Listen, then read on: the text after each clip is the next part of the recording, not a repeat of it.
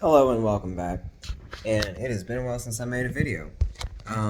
But I need to talk about. Sorry, that's gonna be really bright around me sometimes. I need to talk about how crazy my last few days have been. Um, and you're gonna watch me iron my laundry. So,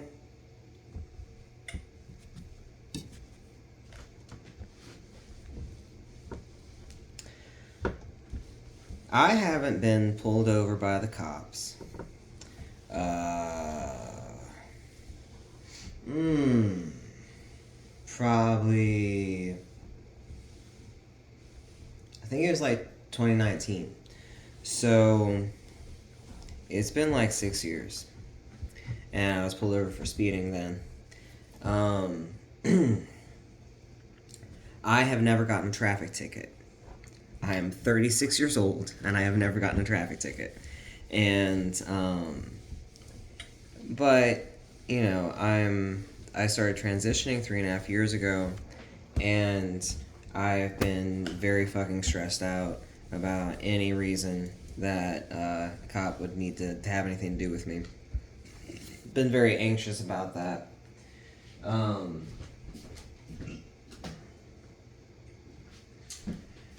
so I got pulled over a few days ago, and it's because I was speeding.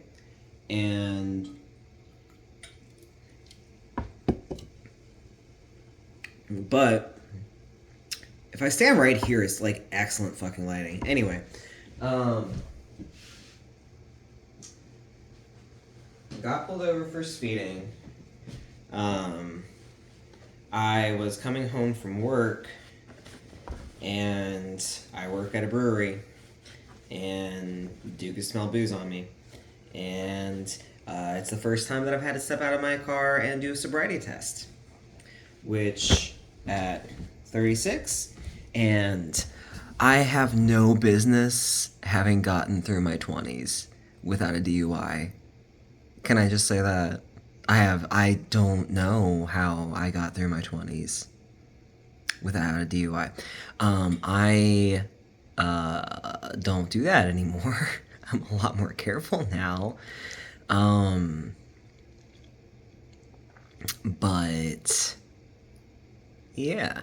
Anyway, so did a sobriety test for the first time, and I think I was really lucky that it was like a young officer who was pretty courteous, like not trying to be aggro about anything. Didn't say a goddamn thing about me being trans, which is great.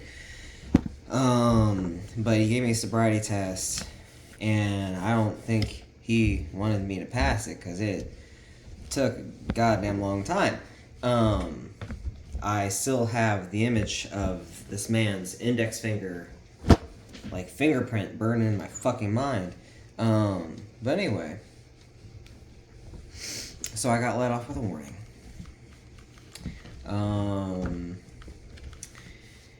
So that happened.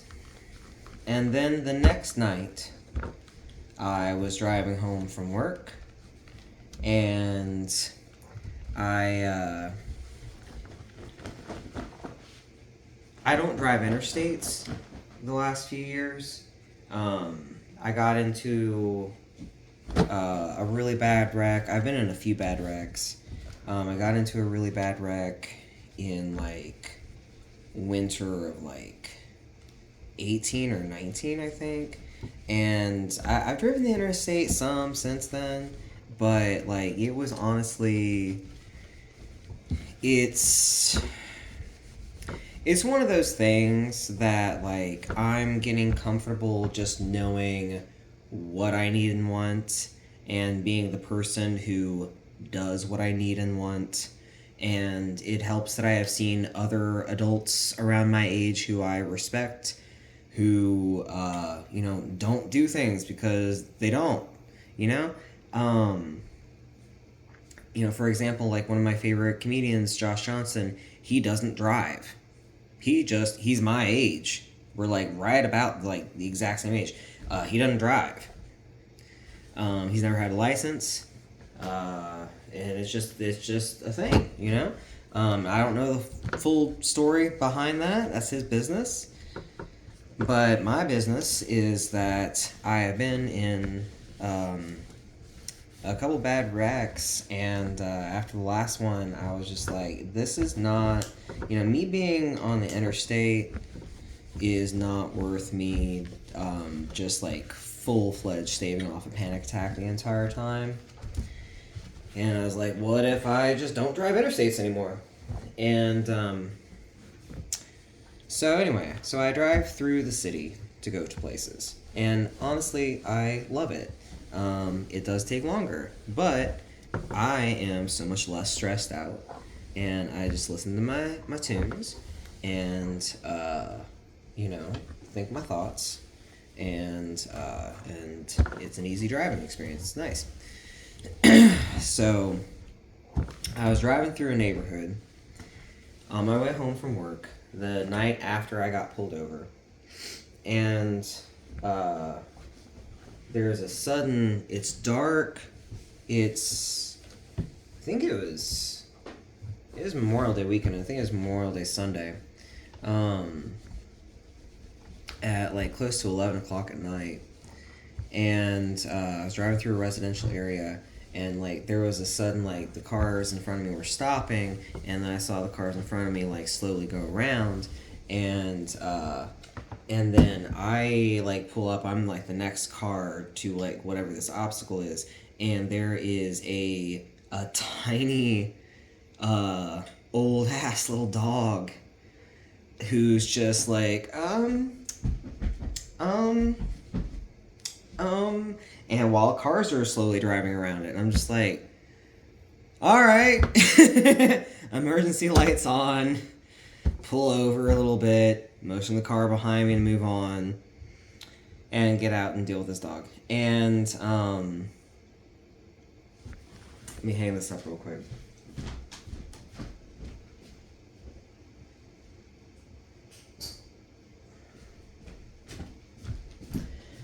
I end up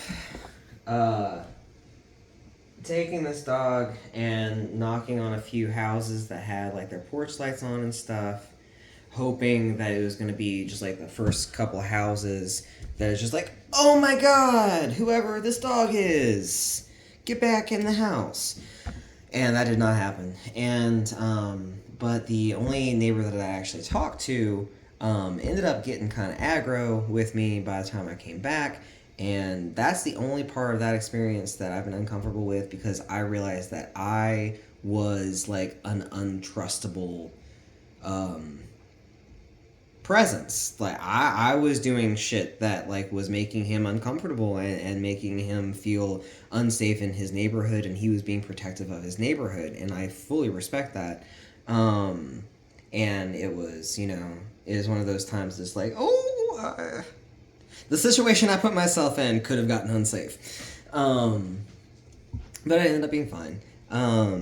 But I ended up, like, taking this dog home, and, like, I have cats, and I'm in an apartment. I'm not allowed to have animals that, like, aren't on the lease, like, in my house. And, so I put this dog in my living room, I shut the door, I put some towels down, I give it a water bowl, I give it canned cat food, because that's what I have. And, like, dude was awesome. Little dude was excellent. He was an excellent little refugee that I hoarded away for the night. He laid down on those towels after he ate, and he did not make a peep the entire fucking night. So I could not sleep the entire fucking night because there was a fucking dog in my apartment, and I didn't know. I was up late making phone calls. I found out that none of the, like, 24-hour emergency vets, like, deal with that shit, and the police don't deal with that shit, and the dog warden wasn't open, and, like, the shelters weren't open, and so I just had this dog for the night. Now, luckily, here's the thing, and here's what I want to talk about. I had a bunch of crazy shit happen the last few days, and I keep having to stop and come back to the fact that, like, everything worked out perfectly. Everything worked out as best as it could have possibly could have, right?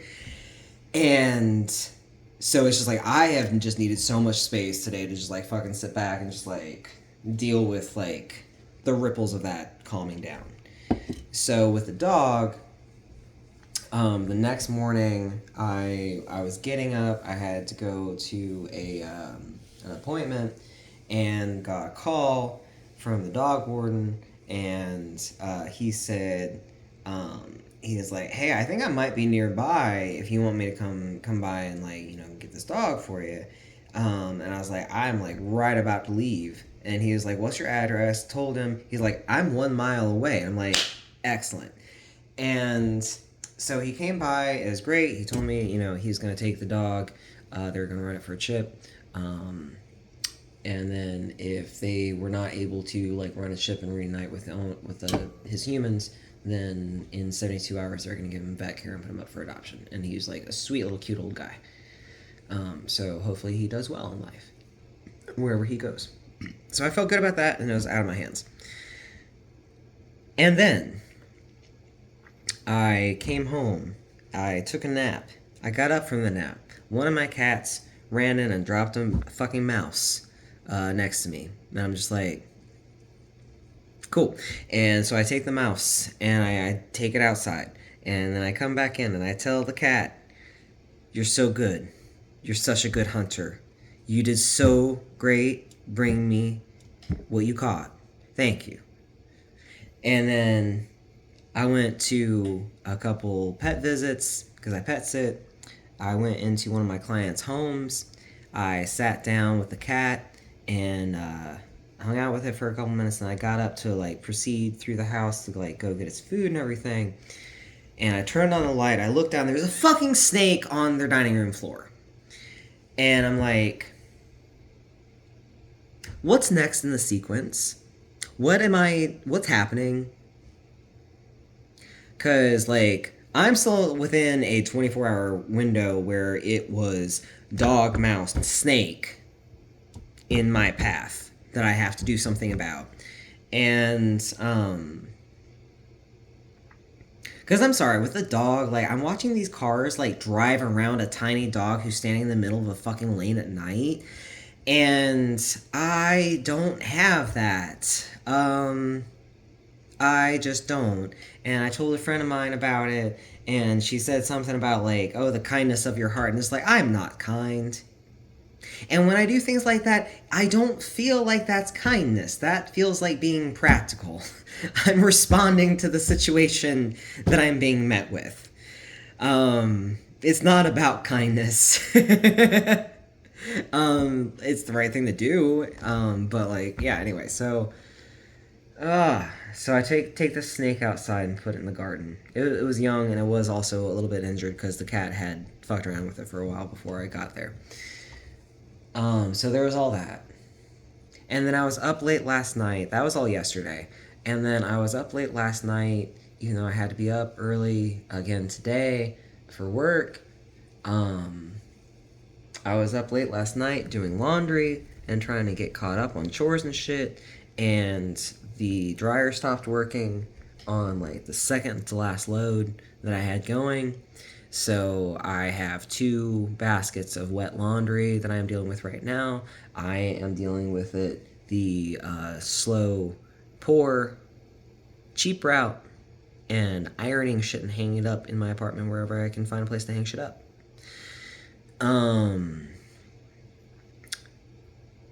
So today I was gonna be like back to back the entire fucking day from like pretty much from like 8 or 9 a.m. until 10 or 11 p.m.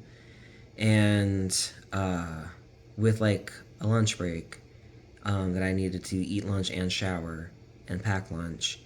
But then during that time I needed to like submit a maintenance request about the dryer, and which also required me to, I couldn't find the website that I am supposed to do that with because the ownership of my apartment changed a few months ago. And I texted the person who's in charge, and they're like, "It's where you pay your rent." I'm like, cool, I have that on auto pay. What's the website for that?